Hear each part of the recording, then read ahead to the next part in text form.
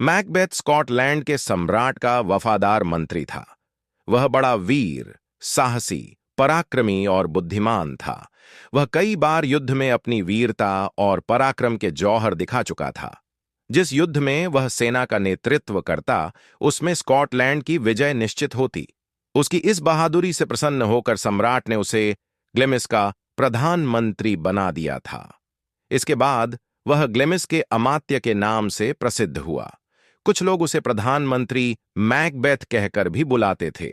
एक बार स्कॉटलैंड का अपने पड़ोसी देश के साथ भयंकर युद्ध छिड़ गया। इस युद्ध में मैकबेथ ने अपनी बुद्धिमत्ता, कूटनीति और साहस के बल पर शत्रु के दांत खट्टे कर दिए। अंततः विजय प्राप्त कर मैकबेथ सेना सहित लौट पड़ा। मार्ग में एक घना जंगल था। रात्रि होने वाली थी, अतः मैकबेथ ने सेना को आदेश दिया कि रात्रि होने से पहले जंगल को पार कर लें।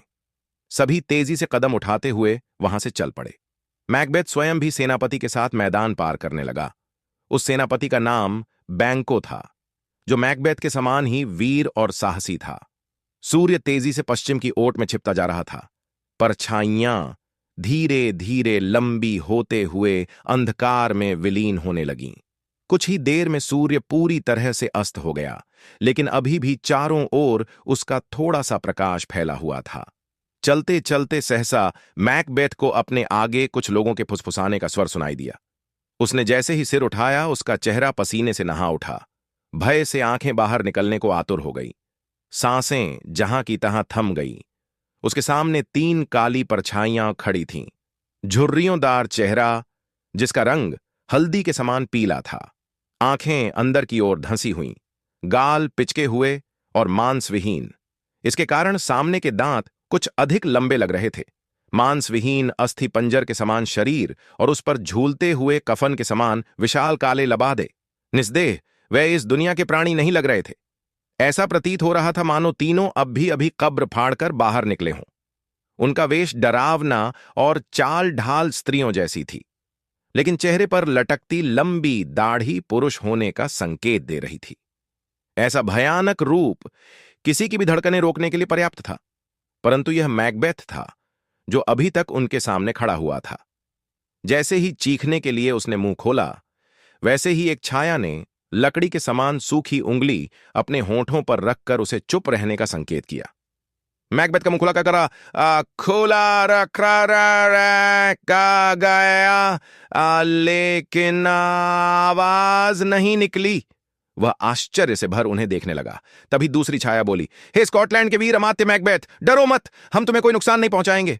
अपना नाम सुनकर मैकबेथ चौंक गया। वह डरते डरते बोला, आप मेरा नाम कैसे जानते हैं, जबकि हम इससे पहले कभी नहीं मिले? मैकबेथ, इसमें आश्चर्य की कोई बात नहीं है। हम पहले से ही तुम्हारा नाम और तुम्हारे बारे में अच्छी तरह से जानते हैं, छाया ने प्रत्युत्तर दिया। मैकबेथ हैरान होकर बोला, पहले से? लेकिन तुम कौन हो और मेरे बारे में कैसे जानते हो? हम कौन हैं, तुम्हारे बारे में कैसे जानते हैं, इन बातों का कोई महत्व नहीं है। केवल इतना जान लो कि तुम्हारे भूत, वर्तमान और भविष्य का हमें पूरा ज्ञान है। हम यहां तुम्हें उस घटना के बारे में बताने आए हैं जिसके बाद तुम्हारा पूरा जीवन बदल जाएगा। कल से तुम्हारा नाम सुनहरे अक्षरों में लिखा जाएगा। तीसरी छाया ने रहस्यमय ढंग से कहा। मैकबेथ को कुछ समझ नहीं आ रहा था। वह हकलाते हुए बोला, तुम कहना क्या चाहते हो? कल ऐसा क्या होने वाला है जो मेरे जीवन को बदल देगा? जो कहना है साफ साफ कहो। काडोर जागीर का अमात्य शीघ्र ही स्कॉटलैंड के राज्य सिंहासन का अधिकारी होगा। कुछ ही दिनों बाद तुम स्कॉटलैंड के राजा घोषित हो जाओगे। छाया ने मुस्कुराते हुए कहा, क्या मैं और स्कॉटलैंड के सिंहासन का अधिकारी? तुम मेरे साथ मजाक कर रहे हो? मैकबेथ ने बुरी तरह से चौंकते हुए कहा, यह कोई मजाक नहीं है। हमारी बात पर विश्वास करो। क्या तुम उन्नति करना नहीं चाहते? क्या तुम नहीं चाहते कि दुनिया तुम्हारे कदम चूमे? संसार में ऐसा कौन है जो उन्नति नहीं करना चाहता? कौन नहीं चाहता कि ऐश्वर्य और वैभव उसके दास बनकर रहें? मैं स्वयं भी उन्नति के शिखर को छूना चाहता हूं। निश्चिंत रहो मैकबेथ, तुम्हारी इच्छा अवश्य पूरा होगी, छाया ने प्रत्युत्तर दिया।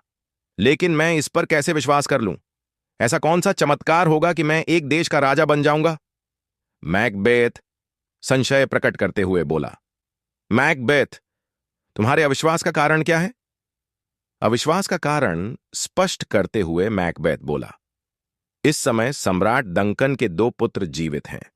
उनके रहते हुए भला मैं कैसे सिंहासन पर आसीन हो सकता हूं? कोई नहीं जानता कि भविष्य के गर्भ में क्या छिपा है। समय का चक्र पल भर में सब कुछ बदल कर रख देता है। इसलिए हमारी बात पर विश्वास करो। लेकिन यह कहकर छाया चुप हो गई। अब तक मैकबेथ को छाया की बातों पर विश्वास हो गया था। प्रसन्नता से उसका चेहरा दमकने लगा। परंतु छाया की बात अधूरी रहते देख वह उत्सुकतावश बोला, लेकिन क्या? अपनी बात पूरी करो। तीसरी छाया बात पूरी करते हुए बोली, लेकिन याद रखना, तुम्हारे बाद स्कॉटलैंड के सिंहासन पर बैंकों की संतान का अधिकार हो जाएगा। बैंकों की संतान का? ये क्या कह रहे हैं आप? मैकबेथ का दमकता चेहरा एकदम काला पड़ गया। तभी तीनों छायाओं ने जोरदार ठहाका लगाया और यह गीत गाते हुए वहां से अदृश्य हो गई। राज्य करोगे नहीं करोगे, शाह बनोगे नहीं बनोगे, निश्चय ही संतान तुम्हारी नहीं राज्य की है अधिकारी। मैकबेथ को इस गीत का अर्थ बिल्कुल भी समझ में नहीं आया। उसने आश्चर्य से भरकर बैंकों की ओर